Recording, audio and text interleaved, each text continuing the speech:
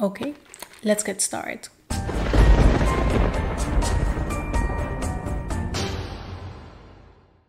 Hey horror freaks, welcome back to my channel. My name is Amanda. If this is the first time here, don't forget to subscribe and hit the bell icon so you can get notification every single time that I post a video, and I post every single week. As you can see on the title, today's video is going to be my full review with spoilers of the Sandman, the Netflix adaptation of the graphic novel of the same name that was written by Neil Gaiman back in the 1989 into the 90s. Now, as always, all my reviews are with spoilers. If you don't want them, just to see if this was worth it or not, on the description box down below, there you're going to find my spoiler-free review, because I like to give you guys two options. So giving a little second disclaimer ahead, let's get into the video. Well, like I said, The Sandman is a graphic novel that was written in 1989 by Neil Gaiman, and it has been a very influential graphic novel into other works. Now, I knew about this because I know who Neil Gaiman is because of Coraline, and I found out about The Sandman because back in college I was taking a science fiction class and I needed to read all the volumes of Watchmen, so I went to a bookstore. I found it, actually. I have the book still. It's beautiful, has all the volumes, and I saw The Sandman and I read the author and I was like, oh cool. I have never read it. This is a disclaimer and something I want to start with. I have not read a single comic or volume or a piece of The Sandman. I have only watched the series, so this review will be based on the series. I know that the series has some changes. I will be talking about that, but this review comes from the perspective of someone who has only watched the series, not read the book. I have read reviews from people that did read the comics, and they basically all have said the same, that they aren't mad about the changes because they aren't, well, they aren't that big, but I know there may be people that are going to have issues with it, but that in general they like the adaptation, that is very faithful to the material. It's visually stunning. The special effects, the props, and the settings are beautiful. I mean, it's are 50 millions per episode. Like, it's a lot. So I really think that they did a good job with that part.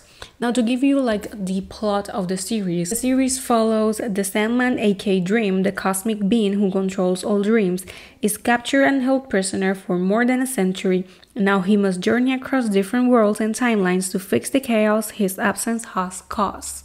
So in essence, the series what is going to follow is Morpheus, aka Dream, being kidnapped by mistake because the person that brought him to the human world was trying to bring the death, but it failed, and he broke Dream, and he kept him on a prison basically for 109 years. Now this is one of the first changes. It's the time, because on the graphic novel I read that it's supposed to be 75 years, and also the time.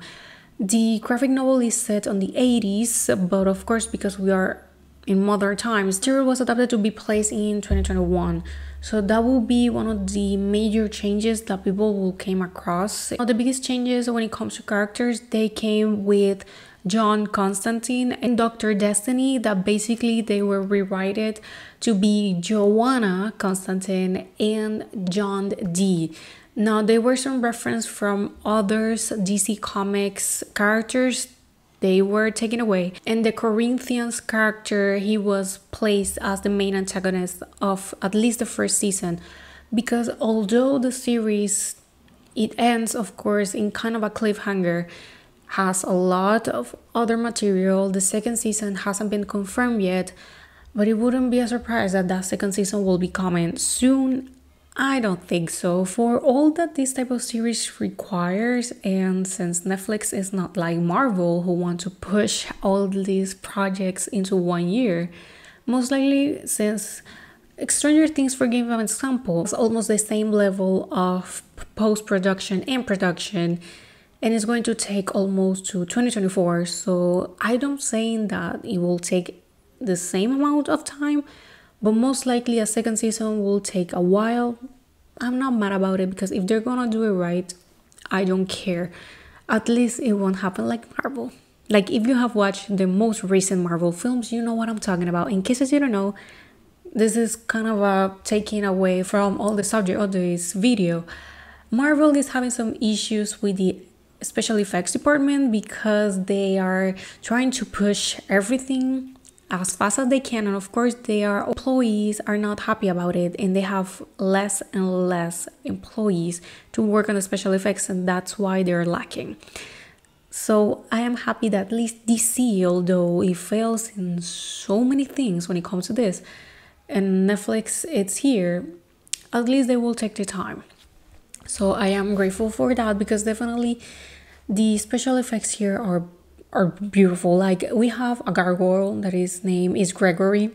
It's so cute. Gregory has a different ending here. He dies, sadly. I check, and in the graphic novel it happens differently, but we have a substitution for Gregory, and our little gargoyle is then presented. But it's gorgeous, and like I said, the setting, it's beautiful. Like, the whole realm of Dream, beautiful, both at the beginning and also once it's destroyed. Still, it's beautiful. So I decided to check some of the costumes from the graphic novel and compare to the adaptation, and I think that they are pretty faithful. So I don't really see why someone will be actually pissed off or will not be happy with this adaptation. Like I said, most likely the issues will be coming with Joanna Constantine. I am pretty sure that Neil Gaiman gave a reason in an interview, and I think that had to be with the fact that we have seen other versions of the characters. So I don't know if it's because precisely of author rights, or if they just decided to do it just to give another version. I am not mad. I like her scenes, so I am not pissed about it, the reality.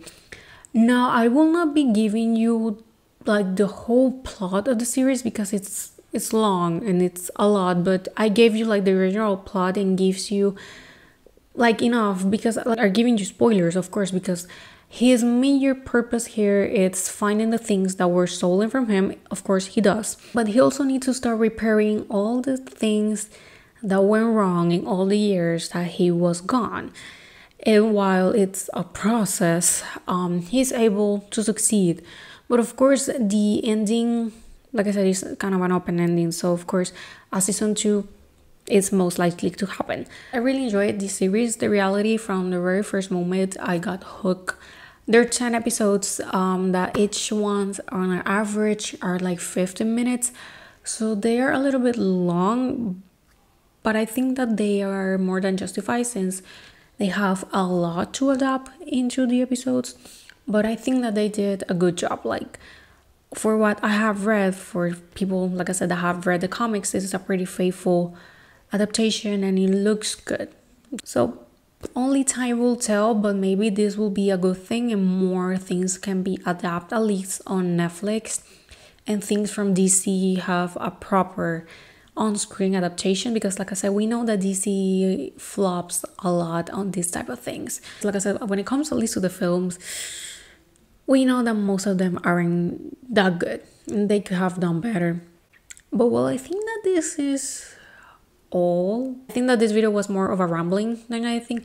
But well, there's a scene between Lucifer, Morningstar, and this Dream. I will not spoil you, because that scene is brutal. I guess they have a confrontation. For what I read, this doesn't really happen on the comics, but here they kind of create a conflict between Lucifer and Dream. So I am really excited to see what will happen in season 2, because the ending leads to us to think that the major conflict in season 2 may be with Lucifer. Only time will tell, but I really hope so, because their scenes were really good. I will give this series a 4 out of 5 and a 9 out of 10. Yeah, that's what I'm going to give it. But well, thank you so much for watching. Let me know, what do you thought? Have you ever read the graphic novel? What do you thought? How can you compare it? Let me know, because I always like to hear that type of point of view when someone has read the original resource, because of course it gives more perspective and a wider opinion on it. Well, thank you so much for watching, and I'm going to see you guys on my next video. Bye.